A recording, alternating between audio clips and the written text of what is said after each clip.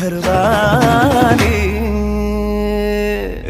मराठमोळी थोडीशी साधी भोळी, स्वागचितचा भारी, बायको पाहिजे नखरेवा.